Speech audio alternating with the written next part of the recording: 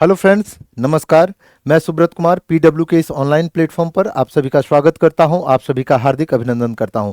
आज के इस सेशन में हम चर्चा करने जा रहे हैं बांग्लादेश के पूर्व प्रधानमंत्री शेख हसीना की। जी हां, एक ऐसे प्रधानमंत्री की चर्चा करने जा रहा हूं जिसकी वजह से भारत ही नहीं बल्कि भारत के पड़ोसी देश पाकिस्तान और चाइना, साथ ही साउथ एशिया के कुछ देश और ब्रिटेन भी प्रभावित हैं और वहाँ भी इनकी चर्चाएं की जा रही हैं। जी हाँ, हम यह देखना चाह रहे हैं या यह चर्चा करने की कोशिश कर रहे हैं कि क्यों बांग्लादेश की पूर्व प्रधानमंत्री को उनका अपना देश छोड़कर वापस आना पड़ा, जहां उनकी लगभग 15 वर्षों की सत्ता कायम थी, जहां 15 वर्षों से उनके साम्राज्य कायम था। वहां अचानक ऐसा क्या कारण हुआ कि सैन्य तख्तापलट हुआ, उससे क्या प्रभाव पड़े और उस प्रभाव का भारत पर कितना इफेक्ट पड़ेगा, उस प्रभाव को लेकर अपने स्वार्थ की रोटी सेंकने वाले हमारे पड़ोसी देश चीन और पाकिस्तान उसे किस दृष्टिकोण से देख रहे हैं, या उनका हमारे द्विपक्षीय संबंधों पर क्या प्रभाव पड़ेगा, अंतर्राष्ट्रीय संबंधों पर क्या प्रभाव पड़ेगा, इस तरीके की चर्चा करने वाले हैं। और इस सेशन में हम देखेंगे शेख हसीना को बांग्लादेश छोड़ने के मुख्य कारण की। तो आइए सबसे पहले स्टार्ट करते हैं कि शेख हसीना चर्चा में क्यों बनी रही। कि भारत के पड़ोसी मुल्क बांग्लादेश के पूर्व प्रधानमंत्री शेख हसीना ने बहुत ही कम समय में भारत आने की स्वीकृति मांगी थी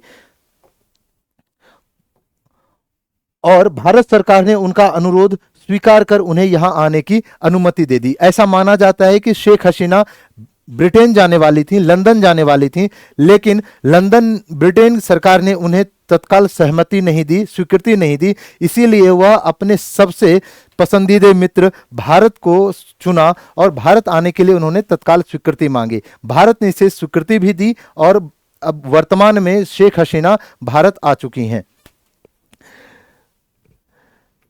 यह लंदन क्यों नहीं गई? शेख हसीना भारत से लंदन जाने वाली थी, लेकिन ब्रिटेन सरकार ने संकेत दिया कि वह उन्हें किसी भी संभावित जांच के खिलाफ ब्रिटेन में कानूनी सुरक्षा नहीं दे सकती है। अर्थात ब्रिटेन में उन्हें कोई कानूनी सुरक्षा नहीं मिलेगी। और ब्रिटेन के विदेश मंत्री डेविड लैमी ने बांग्लादेश के पिछले कुछ हफ्तों में इस स्तर की हिंसा और जान माल की दुखद हानि देखी है और उनका मानना है कि बांग्लादेश के लोग इस प्रकार के घटनाओं की संयुक्त राष्ट्र के नेतृत्व में पूर्ण और स्वतंत्र जांच के हकदार हैं। इसलिए ब्रिटेन हस्तक्षेप नहीं करना चाह रहा है। आपको बताते चलें कि यह समस्या आज की नहीं है। यूं तो यह समस्या 2018 में ही छात्र आंदोलन से जुड़ी है, जिसे कोटा रिफॉर्म मूवमेंट के नाम से जाना जाता था। और इस संदर्भ में जो कोटा दिया जाता है फ्रीडम फाइटर को, मेनली समस्या यह थी वहां के छात्रों को, जो 1971 में बांग्लादेश को आजाद होने के बाद जो कोटा रिफॉर्म किए गए थे, जो वहां के 1971 में जो फ्रीडम फाइटर शामिल हुए थे, उनके पुत्र या उनके संबंधियों, उनके पौत्र को जो 30% आरक्षण मिलता था, उस आरक्षण को कम करना था। शेख हसीना इसमें सहमत भी हो गई थी, लेकिन विवाद तब होना शुरू हुआ कि हाई कोर्ट ने जून में इस पर अपनी सहमति दी, इसे फिर से इनिशिएट किया, जबकि वहां के छात्र और शेख हसीना इसे अबॉलिश करने जा रही थी, इसे समाप्त करने जा रही थी। लेकिन वहां के हाई कोर्ट ने इसे इनिशिएट किया और दोबारा वहां पर अभी 5% और 2%, 5% फ्रीडम फाइटर के लोगों को या फ्रीडम फाइटर के बच्चों को और 2% अन्य वर्गों को आरक्षण मिल रहा है। तो वहां के लोगों का कहना है कि जो फ्रीडम फाइटर के पुत्र थे या उनके लड़के थे, वहां तक तो ठीक है, 1 पीढ़ी 2 पीढ़ी तक ठीक है, लेकिन उसके बाद के लोगों को यह आरक्षण का लाभ क्यों मिले? विवाद यहीं से शुरू हुआ, लेकिन विगत 4 अगस्त को यह विवाद एक हिंसक झड़प में बदल गई। और हिंसक झड़प के दौरान ऐसा माना गया है या ऐसा रिपोर्ट बताते हैं कि 200 से 400 लोगों की हत्याएं हो गई या लोग मर गए, जिसमें छात्र थे, ब्यूरोक्रेट्स थे। और तब यह हिंसक आंदोलन बन गया और इसके बाद वहां के जो एंटी डिस्क्रिमिनेशन स्टूडेंट मूवमेंट जो हो रहे थे, उसने मांग की कि शेख हसीना को तत्काल इस्तीफा दे देनी चाहिए और इसका फायदा वहां के सैन्य सलाहकारों ने लिया और वहां पर तत्काल सैन्य तख्ता पलट कर दिया गया है। तो वर्तमान में शेख हसीना बांग्लादेश को छोड़कर भाग चुकी हैं। इसके अलावा कई और कारण हैं जिसे हम देखते हैं एक एक करके कि बांग्लादेश के 1971 के स्वतंत्रता संग्राम के सेनानियों के लिए 30% कोटा को के बाद कबूल नहीं की, और वे चाहते हैं कि देश का विकास हो और बांग्लादेश को भारत की सैटेलाइट रियासत न बनाया जाए। क्योंकि शेख हसीना का संबंध भारत से बहुत अच्छा है और ऐसा माना जाता है कि यदि शेख हसीना भारत आती हैं और भारत में संरक्षण प्राप्त करती हैं, सुरक्षा प्राप्त करती हैं, तो उस भारत का सीधा कंट्रोल बांग्लादेश पर हो सकता है। क्योंकि बांग्लादेश की आज़ादी में भारत की भूमिका महत्वपूर्ण रही है और भारत हमेशा से बांग्लादेश के हित की बात करता आ रहा है।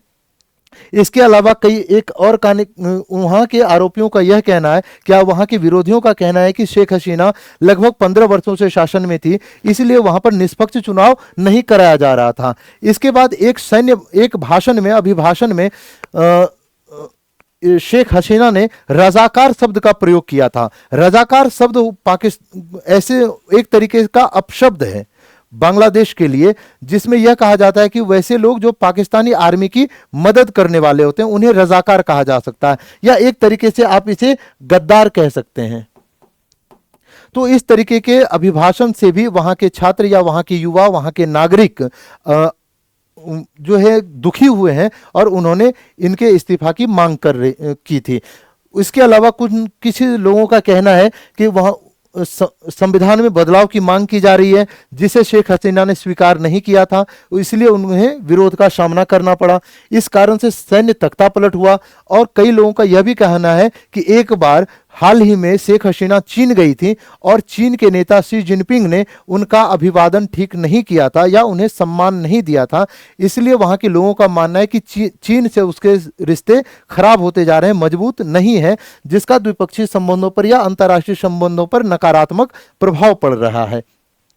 इसके अलावा कुछ अन्य प्रभाव कैसे पड़ेंगे कि देश की सेना द्वारा एक अंतरिम सरकार का गठन किया जाएगा। अब अंतरिम सरकार कैसी होगी, वह देश को कैसे चलाना चाहेगी, भारत के साथ उसके कैसे रिश्ते होंगे या अन्य देशों के साथ उसके कैसे रिश्ते होंगे, पाकिस्तान के साथ संबंध कैसा होगा, इसको लेकर अस्थिरता बनी हुई है, अनिश्चितता बनी हुई है। व्यापार, कनेक्टिविटी, ऊर्जा, चरमपंथियों के नियंत्रण पर प्रभाव पड़ सकता है, क्योंकि ये सारे जो सेक्टर हैं, व्यापार, कनेक्टिविटी, ऊर्जा, चरमपंथियों के नियंत्रण, इस पर भारत के साथ उसके संबंध बहुत अच्छे रहे हैं और भारत ने हमेशा सहयोग किया है। दोनों देश ने एक दूसरे पर विश्वास रखा है और सहयोग करता आया है। इस अस्थिरता का भारत के साथ साथ दक्षिण एशिया की शांति पर भी प्रभाव पड़ सकता है। इसलिए भारत ने क्या किया है कि छात्र सहित आम नागरिक को वहां से वापस बुला लिया है और उन्होंने कहा है कि जो भी छात्र वहां फंसे हैं या जो नागरिक वहां फंसे हैं वो वहां से वापस आ सकते हैं। तो एक तरीके से पलायन की समस्या हो सकती है या उनके आव्रजन की समस्या बढ़ सकती है। इसके अलावा हिंदू अल्पसंख्यकों पर भी उसका नकारात्मक प्रभाव पड़ सकता है, प्रतिकूल प्रभाव पड़ सकता है, गंभीर प्रभाव पड़ सकता है। यह थे इसके कारण। अब एक नजर हम देख लेते हैं कि शेख हसीना कौन थी, इनका परिचय देखते हैं कि शेख हसीना का जन्म 28 सितंबर 1947 को ढाका में हुआ था। वह बांग्लादेश के संस्थापक शेख मुजीबुर रहमान की बड़ी बेटी हैं। शेख मुजीबुर रहमान को बांग्लादेश का राष्ट्रपिता भी कहा जाता है। वर्ष 1966 में ईडन महिला कॉलेज में पढ़ते समय स्टूडेंट यूनियन का चुनाव लड़कर वाइस प्रेसिडेंट बनी थी और इसके बाद उन्होंने अपने पिता की पार्टी आवामी लीग के स्टूडेंट विंग का नेतृत्व भी किया था। वर्ष 1986 में वह पहली बार आम चुनाव में उतरी, लेकिन वह हार गई थी, किंतु क्या हुआ कि इन्हें विपक्ष का नेता चुन लिया गया था। इसके बाद इनका राजनीतिक करियर स्टार्ट हुआ और राजनीतिक करियर में 1996 में फिर से चुनाव हुए बांग्लादेश में और शेख हसीना की पार्टी बहुमत से जीत गई। इसके बाद शेख हसीना को प्रधानमंत्री बना दिया गया। वर्ष 2009 में उन्होंने प्रधानमंत्री के अपने दूसरे कार्यकाल के लिए शपथ ग्रहण की, यानी दूसरी बार बनी, फिर 2014 में तीसरी बार बनी और 2018 में चौथे कार्यकाल के लिए प्रधानमंत्री बनी थी और इसी समय वह पांचवी बार भी प्रधानमंत्री के लिए शपथ ग्रहण की थी या प्रधानमंत्री के लिए चुनी गई थी। इस समय शेख हसीना की पार्टी संसद में लगभग 3/4 सीटें जीतकर वहां प्रधानमंत्री के पद पर काबिज थी। तो इस तरीके से हमने देखा कि शेख हसीना के स्टूडेंट मूवमेंट से या स्टूडेंट रिफॉर्म मूवमेंट्स का प्रभाव वहां के सैन्य तख्तापलट के रूप में दिखा और शेख हसीना को अपना ही देश छोड़कर भारत आना पड़ा। इसका भारत के साथ साथ पाकिस्तान, चाइना और अन्य देशों पर क्या प्रभाव पड़ेगा या अन्य संबंधों पर क्या प्रभाव पड़ेगा, इसकी एक झलक देखने की कोशिश की। और यह भी जानने की कोशिश किया कि उत्तर प्रदेश पीसीएस मुख्य परीक्षा या अन्य प्रतियोगी परीक्षाओं की मुख्य परीक्षाओं में आप इसे अंतर्राष्ट्रीय संबंध से कैसे जोड़ सकते हैं और इस पर कैसे आप आंसर फॉर्मेट कर सकते हैं, या इंटरव्यू में आप इसे कैसे अपने आंसर के रूप में बता सकते हैं, देख सकते हैं इसका क्या प्रभाव पड़ सकता है। तो आज के सेशन में इतना ही। थैंक यू, धन्यवाद।